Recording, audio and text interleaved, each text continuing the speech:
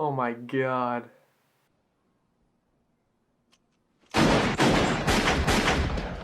Mandalorian Chapter 16, or Season 2, Episode 8, the season finale, was everything I wanted it to be and more. Now, I'm going to be talking major spoilers here, so if you've not seen the episode, I beg you to click off. Do not watch this if you have not seen this episode. There's so much here that cannot be spoiled for you. You have to go. Even if you haven't watched episodes, just go binge it, okay? Like, I like the weekly thing. I actually did. But, oh my god. Okay, so I'll get into what everyone is talking about for good reason in just a little bit. But this was my favorite episode of this season, of this series, and one of the best Star Wars productions, I'll say, that's ever been done. Like, this would be in the top 10, top 5 maybe. This was phenomenal. This is honestly one of my favorite episodes of television ever, okay? That is a super high praise, and it's just the fanboy in me talking, I'm not gonna lie, because I'm a huge Star Wars fan. I always have been. Well, I have been for many years. I can't say I always have been. Since like 2015 is when I've really got majorly into Star Wars. I think that's a word. And seeing what I saw on screen was everything I wanted to be, and I will talk about it, don't worry. But what I loved about the episode is, up until that reveal, there's still so much that was worth talking about, because the action, Jesus, once more, was phenomenal. I mean, it just keeps getting better. Every episode, I'm constantly impressed by the action because it gets better every single time. I called there to be a confrontation between Mando and Moff Gideon, and there was, and it was amazing, where he's like, oh yeah, just take the child, it's okay, he goes to take it, and then Moff Gideon pulls out the saber and tries to cut him, and then they have amazing fight, and obviously Mando beats him. And I loved how you could see when Mando was fighting with whatever, I'll say it's a pole, whatever, that staff thing, and I loved how you could see it getting like hotter and hotter, and it's just like a little detail there. And then finally he beats him, so that he gains basically control over the dark saber instead of not Cara Dune, what is her name? Bo-Katan, is that her name? I think that's her name. I'm bad with names sometimes when there's like a few characters that I don't know all too well, because I didn't fully watch Clone Wars, I'm sorry. So the plan was for her to get it, and Mando, he's just like, take it, you know, oh, you beat me, take it, and then they have to explain. So now Mando has possession of that, and I'm really interested to see how they're going to use that in season 3. I feel like somebody has to take it from him. But then we get this. Just imagine you're watching this, and I already knew, I had an idea from Twitter, because a certain actor tweeted out, anything good on TV recently? And I'm like, that's weird for this person. And I'm looking at the screen, X-Wing flies in, and then I see, and I'm like, no way. That's right, Luke Skywalker, not this one, but the one that it looks like from Return of the Jedi, is back. And oh my god, seeing him when you see just, you know, the X-Wing fly, and I had a pretty clear idea because of obviously that tweet, and I was just like, who else could it be? Because they probably wouldn't bring anyone else, at least with this big of an introduction. From the Clone Wars, is definitely not from Rebels, which I did watch back when it was on. I don't think I fully watched. I don't even remember. There was some rumor about bringing the one with the blue hair, Ezra, I think his name was, into it. If they do, sure.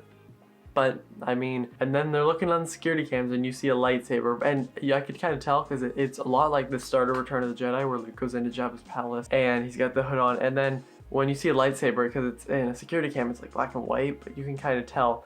And then I saw the glove on the one hand, I'm like, green lightsaber, glove, cloak, and then he uses the Force with his bare hand. I'm like, it's Luke. But I was like, are they going to reveal him, or is it going to be Sebastian Stan? Because there's obviously rumors about that.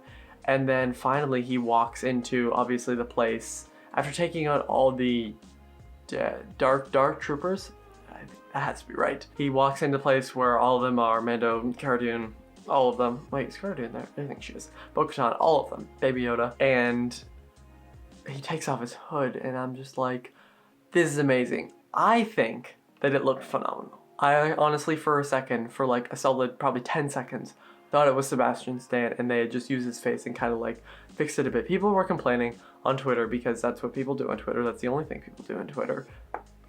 myself sometimes included, and I thought it looked great. It looked basically just like him. It looked just like Mark Hamill. It sounded, I think it was his voice, I'm pretty sure. So it was just like it, and oh my god, I had chills.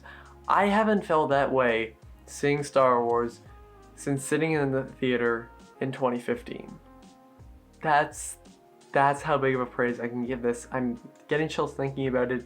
And then obviously, he sadly has to take the child with him, which was this beautiful moment. Pedro Pascal, Mandalorian, takes off his helmet once again, and you see, and he's got tears in his eyes. I'm getting chills thinking about it again. I say that a lot in videos. You hear that a lot, but it's true. Oh, his acting there was so good because a lot of it is just his body and his voice. But when he finally takes off his helmet, which I think it would be 3 times now, like we've seen his face revealed 3 times now, it hits so hard here, and he says goodbye to the child, Baby Yoda, Grogu, whatever you want to call him, and Baby Yoda touches his face, and it is, it's adorable. I love Baby Yoda here. I smiled so much when I saw him, and you can see he's sad when he's looking up at him. It's so sad, but then he sees Luke. And then, I had no idea this was going to happen. Like, I had zero idea. R2-D2 comes out, and I was like, yes! So happy. I know I'm a massive nerd. Okay, you can tell me this in the comments. I already know. You don't have to tell me. The Brando Critic and I talked about it on the Brando Show like 2 weeks ago. For so long, we talked about Star Wars, and I know I'm a nerd already, so that's okay. My god. And then with Baby Yoda, I'm gonna call him that, sees him, and it's so sweet, and R2's making all these noises. I felt so happy. Luke picks up the child, and he says, "May the Force be with you," and I was like, as a massive fan, this is everything I wanted it to be and more. I think so far, besides people obviously complaining about the CGI, because that's what people will do, everyone has been like, yeah, this episode is fantastic. It is my favorite episode of the series, of the season. One of them of all time, because when it comes to Star Wars, they really got it right. I'm a fan of the sequels, okay? I know, and there's going to be a lot of people who don't normally watch my videos who hear me say that and don't care about what I have to say from now on, but it's true. This is the best thing I think I've seen from Star Wars since maybe 1983. Now, I love The Force Awakens. I really like The Last Jedi, and I like Rise of Skywalker. So that's a high praise, trust me. This is, maybe The Force Awakens is a little bit, but my god, this was everything. The Luke thing, though, the way it was done, the music was just perfect. It really set the tone. And then, I didn't actually notice until I started watching Film Stock's video on this, so thank you, Chris and Cam. There's an after credits scene, and you see Boba Fett and someone else, I forget their name, go into Jabba's palace, and they kill the one guy. Again, there's so many names, and I'm bad with it. And then they kind of sit on the thing, and sit on the Jabba's throne almost, and pose is like a very obvious pose, and then it says, "The Book of Boba Fett, coming December 2021. And they obviously left that off of the whole Disney announcement, Disney announcement things. And that's so smart. That is the perfect way for major fans to be like, yes, now obviously it's going to be leaked. Like, it probably already is, but there's going to be all this stuff about it tomorrow for sure when you go on social media. And I know that, because season 3 hits Christmas next year, I'm just going to, every time there's a, or not every time, on all the season finales, I'm just like, go away, Twitter, go away, Instagram, because I can't have any hints like that again. But this is a long video compared to normal. My god, there was so much to talk about here, and I'm sorry if I bored you because I just went on big rants. This was phenomenal. This is everything. As a Star Wars fan, a massive Star Wars fan, I'll do a post on Instagram on December 24th on it. Just, you'll see. This is everything I wanted this season to be, and there's more too, and I'm so excited to see what they'll do in the future. And if you've seen this episode, which I really hope you have, tell me what you thought in the comments down below. Was it your favorite of the season? And tomorrow I'll be ranking all the episodes of season 2, or the chapters. Thank you all for watching. I'll see you guys next time. May the Force be with you. Over and out.